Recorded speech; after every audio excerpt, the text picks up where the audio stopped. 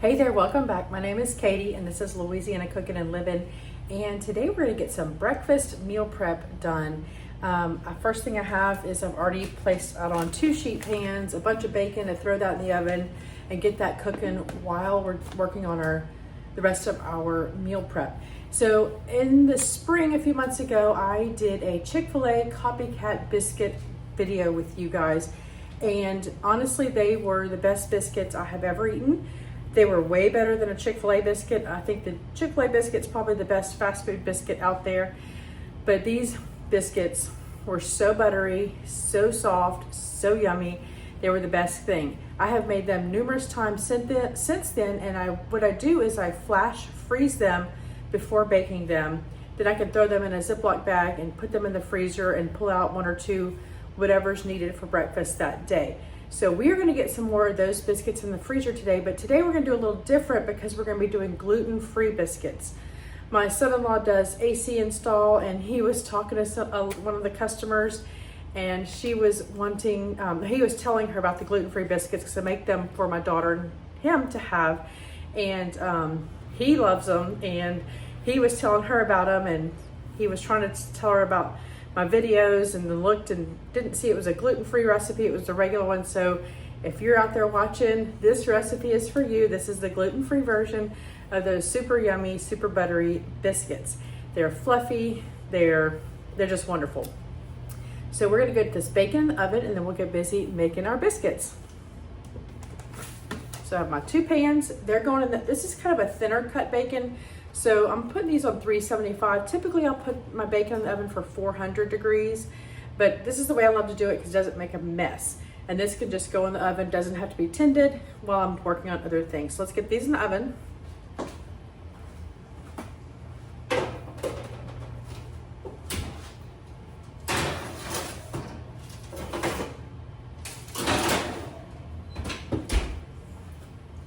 The only thing I'll probably do with those sheets of bacon is to swap them from top to bottom around about 3/4 of the way through, just to make sure everything's getting all nice and crispy.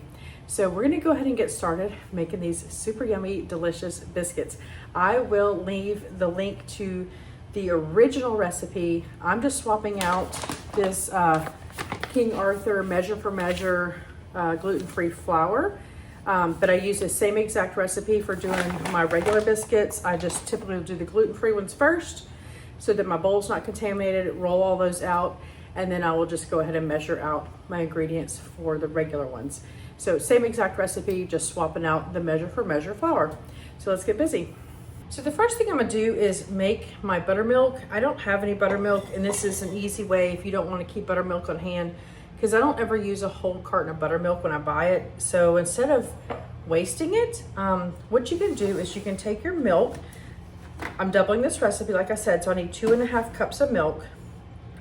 So you're gonna pour your milk in, and then you're gonna throw in about a tablespoon and a half for this amount of lemon juice. And that will kind of acidify it for the buttermilk activation in the recipe. And it kind of will make it a little clumpy and stuff like a buttermilk. They also sell powdered buttermilk. You can use that, but I find that is very clumpy and it's very hard to dissolve into the water. So we're gonna let this sit and activate while we get the rest of our ingredients together. So let me pull out the butter I need. We're gonna need a cup and a half of very cold butter. So let me get my butter. All right, so we're gonna measure also this recipe calls for self-rising flour, and I went out on the internet and I figured out what I need to do to make my flour into self-rising flour, because I don't keep self-rising flour on hand either. So we are going to just adjust this to self-rising flour. So I need 5 cups for my double recipe of my flour. So whether you're using regular all-purpose flour or a gluten-free flour, we need 5 cups. I kind of loosen up my flour so it's not so compact, and then just measure out 5 cups. This flour in these bags seems to be really compact.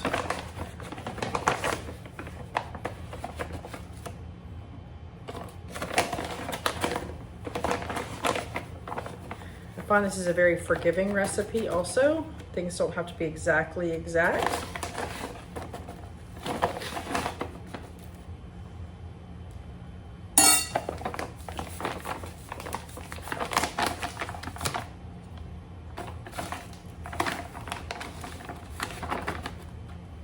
All right, there's our 5 cups.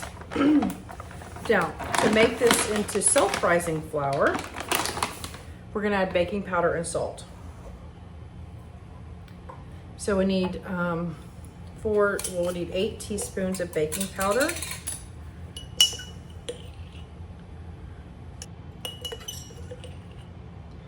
And then we're gonna need a 1.5 teaspoons of salt.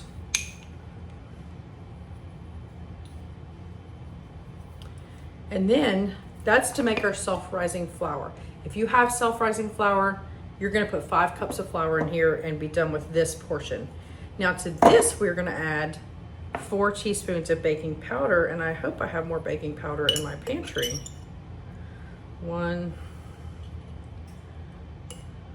so 2, I need 2 more. Let me go grab some more baking powder from my pantry. Okay, I have some more here. So we'll add 2 more teaspoons.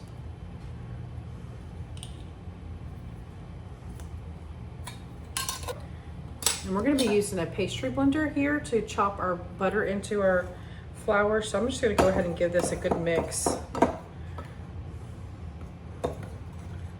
right, now we're gonna chop our butter into little bitty cubes. It'll make it easier for us to blend it into our flour. So I have my 1.5 cups of butter here.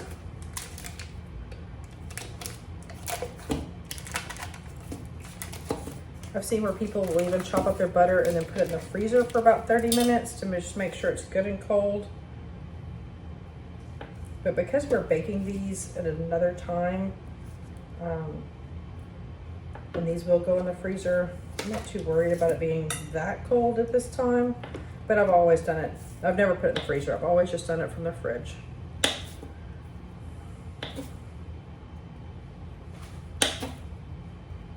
Already smelling that bacon. It smells so good. And so all we're gonna do is we're gonna take our pastry blender and just start blending in our butter until it's almost like a small pea size, maybe some sandy texture in here. And we're just gonna get in here and blend this up. Sometimes I'll use my knife just to kind of get that cold butter off of a pastry blender here.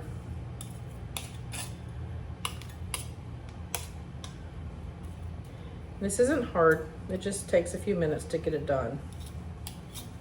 It's so worth it to get all that buttery yumminess in here.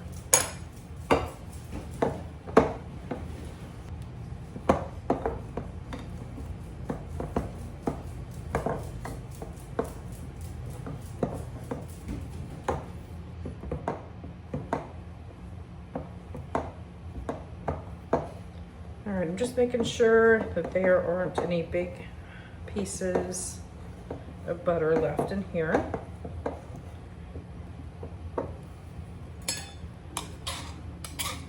And I think I'm ready for us to add our buttermilk or our buttermilk mixture. So we're gonna kind of make a well in the center, it says. And we are gonna see if you can see how it changes that texture of that milk and acidifies it. We're gonna pour this in the middle.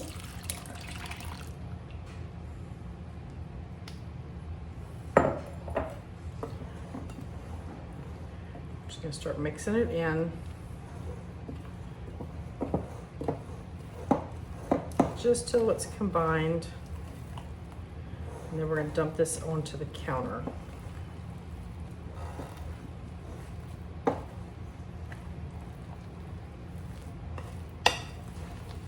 That looks good. And we are gonna heavily flour our counter. I know there's flour on the counter now, but I did wash this before we started.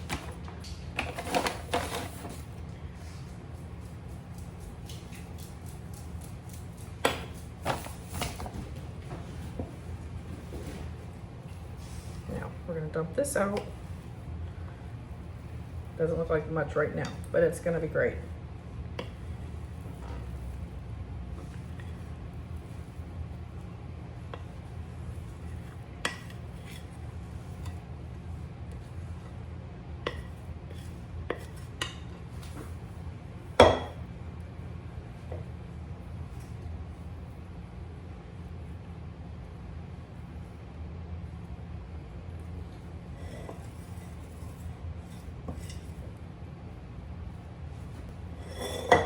We're gonna sprinkle some more flour on the top of this.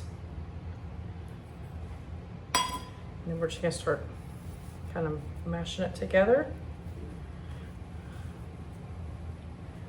And to get the flakiness of it, now this is a very soft biscuit. It's not a completely flaky layer biscuit, but to get the flakiness of it, we're just gonna kind of start folding it over.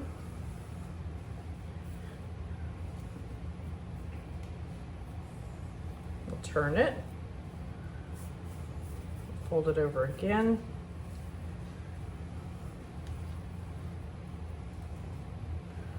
Turn it.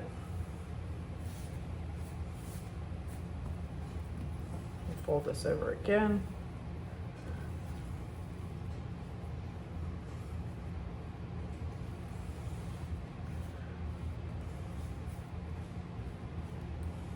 Turn it. See how it's starting to stay together better? That means we're almost done.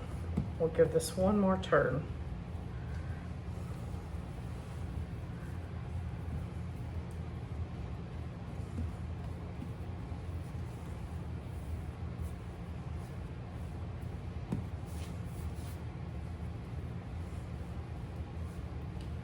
All right, we're gonna flatten this out to about 1 inch thick.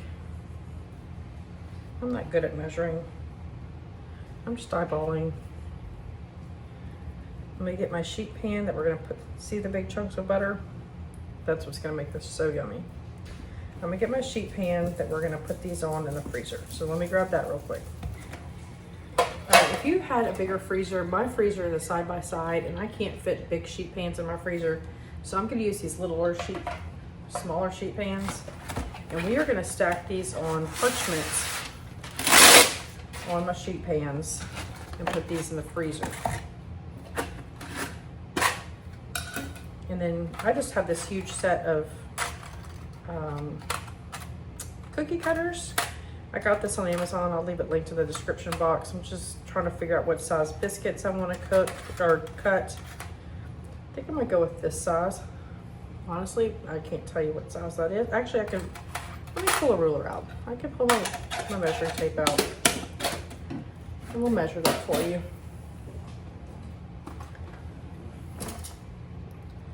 This is gonna be a 3-inch cutter. Everybody's got a junk drawer in their kitchen. That's mine. All right, we're going straight down and lift it straight back up. You don't want to grind it around because then it'll seal and not be able to poof up when it's baking. All right, and there's our first little biscuit.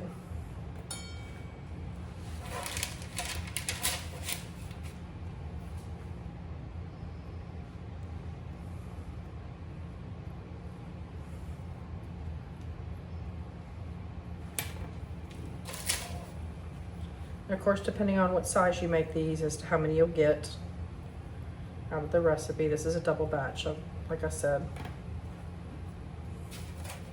Or how thin you press them out, that all makes a difference.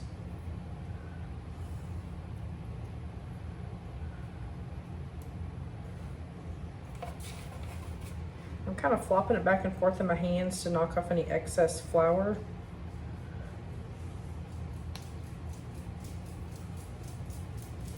See how that extra flour will fall off.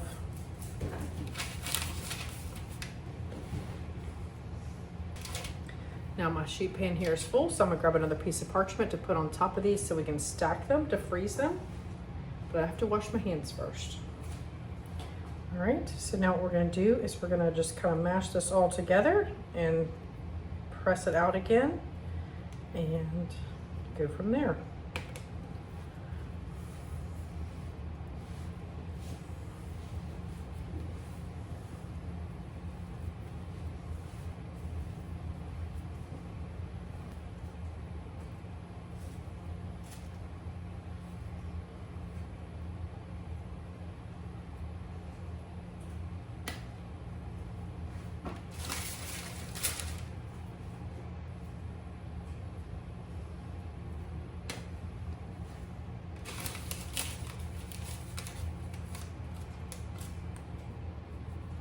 This will just be a little bitty baby one. All right, I am gonna save one of these biscuits out and throw it in the oven with my bacon so that you can see how yummy and delicious these biscuits are. So I'm gonna just save one of these out real quick and I'm gonna put that in the oven.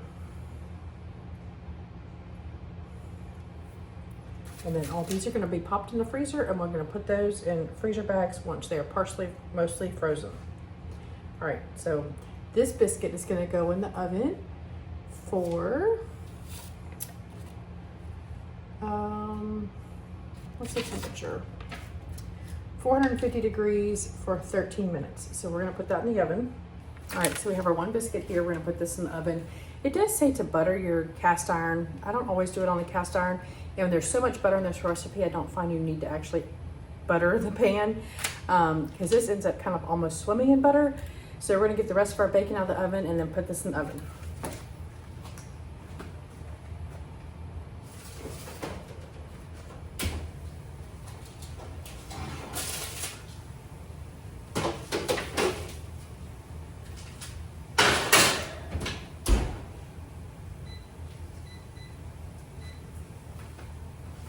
All right, so I'm gonna get everything cleaned up and we'll pull this bacon off to cool and we're gonna be ready to show everything we made that quickly in order to have some breakfast meal prep. So we'll be back in a few minutes. All right, so our third component of our breakfast meal prep is to get these eggs washed up. These are eggs we've collected over the last couple of days and some of them are pretty clean and then some of them are pretty muddy and dirty. So we're gonna get these washed up real quick. And our biscuit just came out of the oven. It's cooling for a second while we get these washed up, and then we'll show you everything we made in like an hour. Had all this meal prep for breakfast ready to go for the week.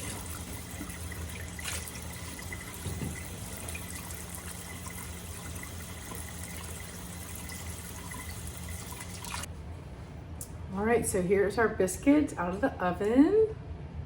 So excited. I got a little piece of butter here for it if you want to put jelly on it, preserves, make it a sausage, egg, and cheese.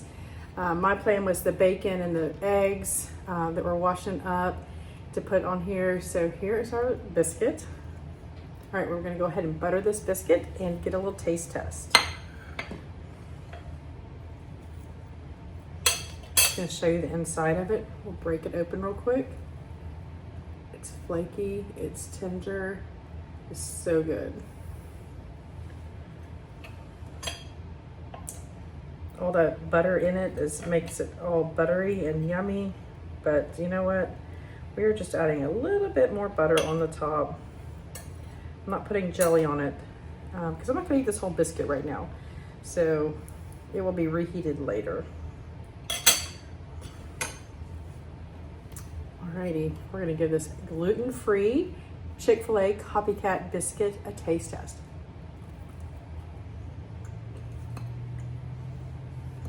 That is so good. So yummy.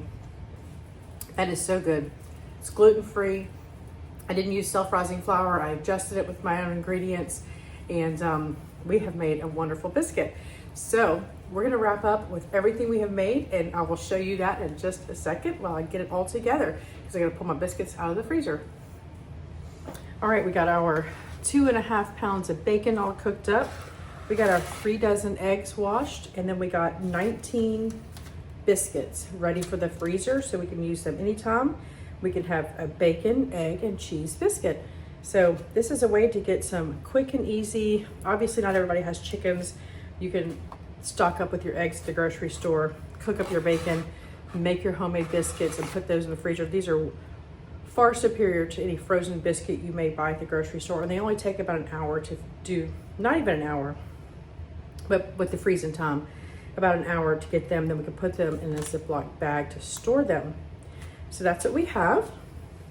So if you're interested in more gluten-free recipes, I will leave a little playlist right here of all my gluten-free stuff. I don't have very many at the moment, maybe 5 gluten-free recipes, but those are worth looking at because we have some great gluten-free substitutes. I have an amazing gluten-free white sandwich bread that turns out so yummy. The texture might be a little different than a typical sandwich white bread, but it still tastes super yummy and it still holds up perfectly for a slice of bread for a sandwich. And then anyway, lots. We are building that gluten-free playlist. So follow along if you're interested in more gluten-free recipes or anything Southern we cook. This is Louisiana Cooking and Living. And so we do a lot of cooking, but we also do gardening and different things around the state of Louisiana. And we just hope that you come along with us as we do these wonderful videos and recipes. So if you haven't subscribed already, there's a little button here that I'm gonna put up here with my logo. You can just touch that button and easily subscribe to my channel, and we will see you next time. Thanks for watching.